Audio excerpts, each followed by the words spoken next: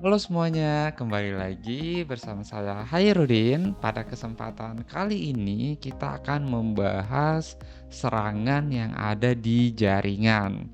Nah, di sini kita akan membahas tentang denial of service ya. Jadi, serangan, DOS ini ataupun, ada namanya, distribute denial of service ya. Jadi ada 2 sebenarnya ya. Jadi yang pertama itu adalah, denial of service, kemudian ada distribute denial of service. Nah, ini merupakan ancaman besar ya terhadap jaringan komputer. Serangan ini berupaya membuat mesin ataupun sumber daya yang ada di jaringan itu tidak dapat berfungsi sebagaimana mestinya gitu ya. Nah, biasanya serangan ini atau serangan DOS ataupun DDoS itu akan mengeksploitasi kerentanan pada,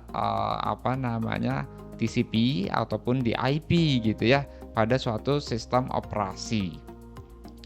Nah, jadi kalau kita lihat lagi di sini serangan DOS adalah serangan terhadap jaringan ya atau serangan terhadap komputer yang dapat mengurangi, dapat membatasi ataupun mencegah akses ke sumber daya sistem untuk pengguna yang sah. Artinya gini.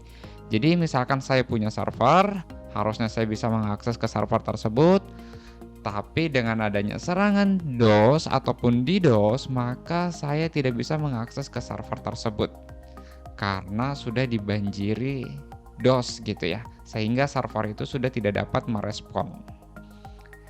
Nah, oke, kita lanjut lagi. Jadi dalam serangan DOS ini, penyerang itu akan membanjiri sistem korban dengan permintaan layanan atau lalu lintas yang tidak sah untuk membebani sumber daya secara berlebihan ya, sehingga sistemnya lumpuh, sehingga menyebabkan tidak tersedianya misalkan kalau itu website, jadi dia tidak dapat mengakses situs website ataupun setidaknya itu dapat mengurangi kinerja sistem atau jaringan korban secara signifikan.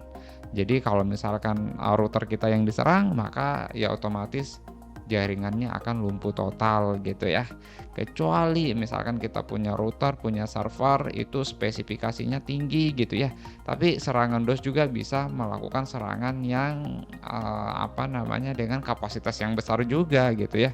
Jadi memang ini sangat berbahaya dan seperti yang kita ketahui bahwa ada sangat banyak tools yang bisa digunakan untuk melakukan serangan DDoS dan itu bisa di-download secara gratis gitu ya. Nah itu, teman-teman harus, ketahui ya. Jadi memang, kita harus, memahami bagaimana DDoS ini bekerja supaya kita juga bisa mencegahnya gitu ya.